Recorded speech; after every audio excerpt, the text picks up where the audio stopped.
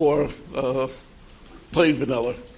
Basically, we're going to be talking about the test results of an acoustical detector on board or placed on the NASA Habitat demonstration unit.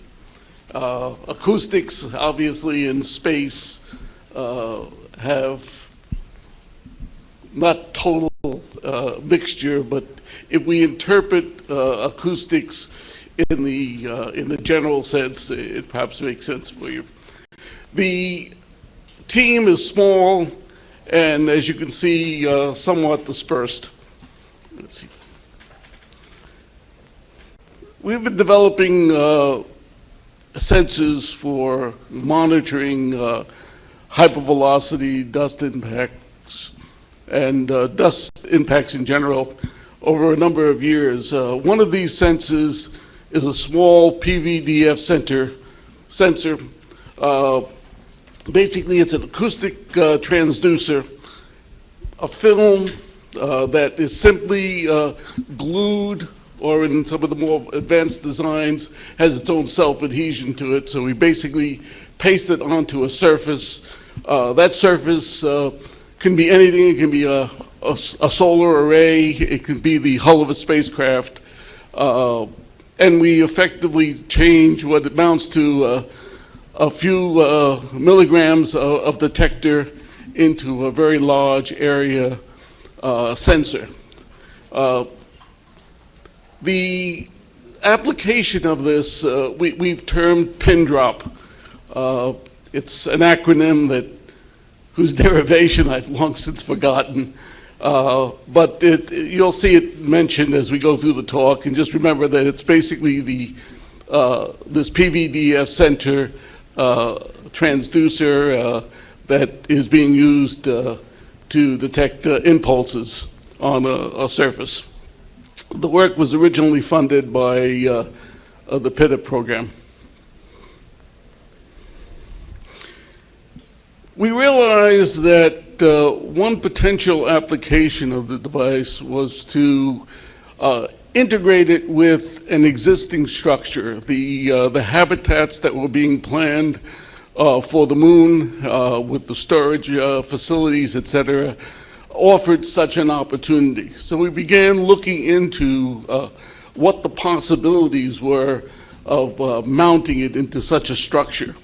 We created a small scaled model of a potential habitat, put sensors on it, and saw what could be done. It turns out that these little PVDF sensors, pin drop, are able to detect hypervelocity impacts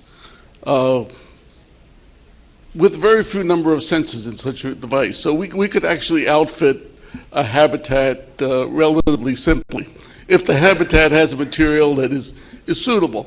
So we began to look at other materials. By the way, the figure shown here is the impact of a low velocity impact on the habitat. They're all on one scale, but to make it visible, we've displaced each of these four sensors from each other so that you could see what it looks like in terms of impact.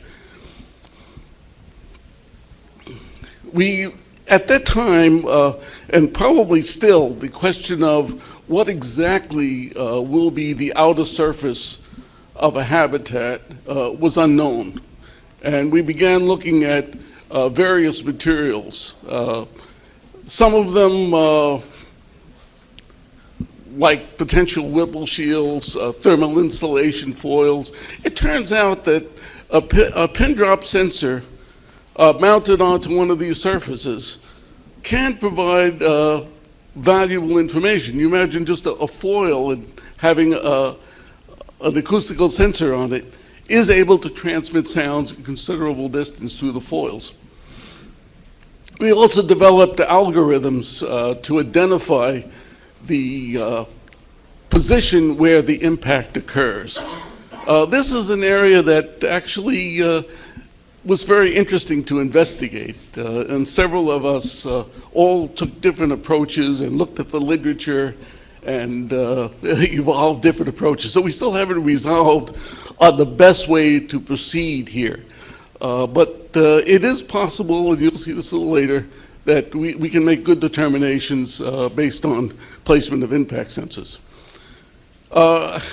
Early last year, the opportunity developed to possibly mount our sensors, our pin drop sensors, on the demonstration unit that was being developed at JSC. We went ahead and looked at it, and you can see the structure of it here in at the facility. It's basically composed of fiberglass structure with segments bolted to each other. Here's an airlock segment, here's another segment for exchanging samples from the outside into the habitat.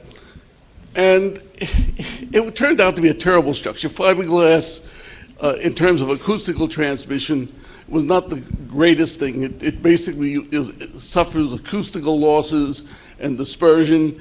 It was this division into segments that were only bolted together provided a poor acoustical transmission. And then to top it off, it was going to go out into the field, out into Arizona, and they were going to basically coat it with a foam. We went ahead anyway, say, well, look, let's see what happens. And we went ahead and inserted our pin drop sensors, and we found that things moved along pretty well for us, surprisingly well. We sort of set goals in this whole process, and one of them was to establish when the impact occurs, that an impact has occurred. We wanted to know where that impact was in case it was of sufficient magnitude to warrant somebody investigating the impact. Basically, you can get penetrations in a hypervelocity impact if they penetrate through the Whipple shield or whatever other shielding material there exists. And of course, we want to have an indication so they wouldn't run around and look at every possible impact, but only would worry about the impacts that were extensive enough to warrant investigation. We initially began our testing at JSC, firing these plastic soft BBs at the habitat. And when they put the foam on, we moved up to firing steel, regular 4.5 millimeter BBs. And here we have an example of the sensor readings, again displaced to monitor the various impacts. As you can see, they're sort of dull in terms of their frequency response. Things deaden out relatively quickly in the fiberglass structure. Nevertheless, the sensor had adequate sensitivity. What we lost on was that between the segments there was poor acoustical transmission. But we were only tasked with monitoring one segment, and we only outfitted one segment. In late summer, they moved to this site in the Arizona desert. We have the site located out here with air conditioning units and other things to warrant it. And here's one of our men firing away. It looks like he's ready to go on safari here, but and here's the kind of signal that would come out. And what we were doing is basically looking at a condition when the signal exceeded a certain threshold. So what we put the machine on, or the instrument on, and let it run for an extended period of time, in this case 40 hours, in which it monitored everything that was going on. Now, you got to remember that this habitat is a demonstration unit. There's people coming in, servicing their experiments, various repair work going on, very noisy environment. We were really frightened that this would upset our acoustical sense. It turns out that the kind of impulses generated by an impact are significantly different than the kind of noises that the system incurs by people walking around. The results, or a sample of the results, we fired 147 projectiles, and the system identified every impact. It knew that it was a projectile. We were able to use one of the algorithms that we developed to localize the impact to within generally 8 centimeters. There are some outside of the area where the algorithm started to lose a bit. And you do the error analysis. It really depends on the particular algorithm. But operating within the sensor area, the reproduction is very good. We were able to distinguish other things about the signal. In other words, we were using a pump air gun, so we had the ability to charge it up by 1 pump, 2 pump, 3 pumps, et cetera. And basically what you're looking at here is a calibrated number for the given number of pumps, showing the velocity versus the pulse width.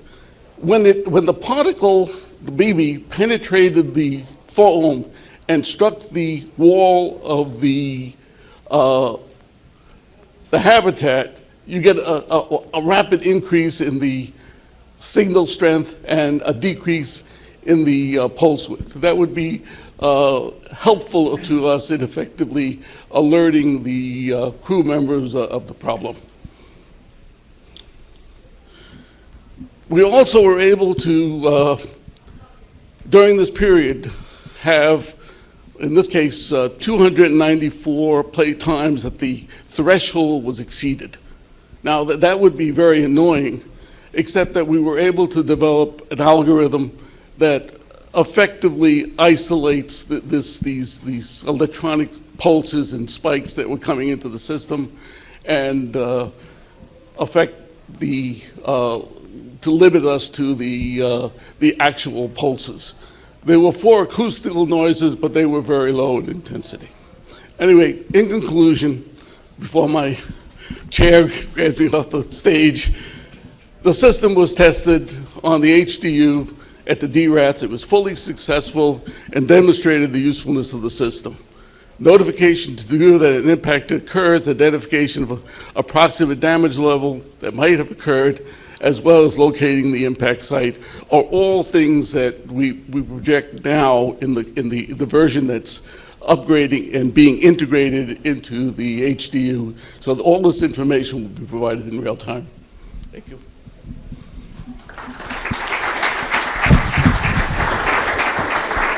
We have time for a quick question, if there's one. If the habitat's buried in regolith, how will you handle that? If it's buried in regolith, we haven't studied the impact into a soil. It's one of the areas that I would very much, I was thinking about that during the course of this meeting, is that we really have to conduct some hypervelocity testing of a soil type material, of a fluffy soil type material, to see what the propagation is. My suspicion is that it's going to be deadening material. But how much regolith are you talking about being deposited? We're talking about, what, monolayer, 2 monolayers?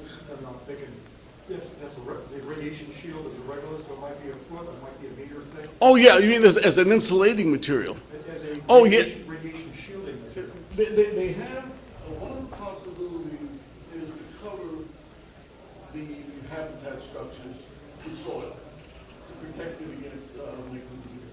But if we mount our sensors interior to the walls and there is a penetration, we'll reduce the penetration. If it's a very low energy impact into the regolith, probably not. As it penetrates deeper, as showed in the figure before, the signal will increase, the pulse width will decrease and become more sharper in form. Yeah, I realize that in doing this project with the HDU, you were kind of a Johnny-come-lately in the sense that the structure is all designed without considering real-time diagnostics. If you were to start with the structure from the beginning, from first principles, and it was a composite structure or fiberglass structure of some kind, what technology would you use? Something like fiber Bragg gratings or what? I don't think I'd be as concerned with that. We demonstrated that although fiberglass is a very deadening material, it still transmitted the sound that we wanted. The problem comes in how you fabricate that kind of structure. You don't fabricate an airtight structure by bolting it together. Right. So the problem with the demonstration habitat is that it was fabricated for testing the operations rather than testing the structure. Right. I'm saying that if you were to start from first principles, designing a structure, what technique would you use for this type of damage detection? It really doesn't matter because our sensors, the pin drop is sensitive enough to handle virtually any structure that we put together so far. I see. I'm sorry, I'm not an engineer who was designing habitat structure, but if the best signal would be attained, it was a metal structure, right? And it was homogeneous, without bulkheads. Obviously, the more bulkhead you end up with reflections and other things. But these are all recoverable. We found that out when we tested out the sample unit. Okay, thanks. We're going to go to a break, go get some coffee, come back in here.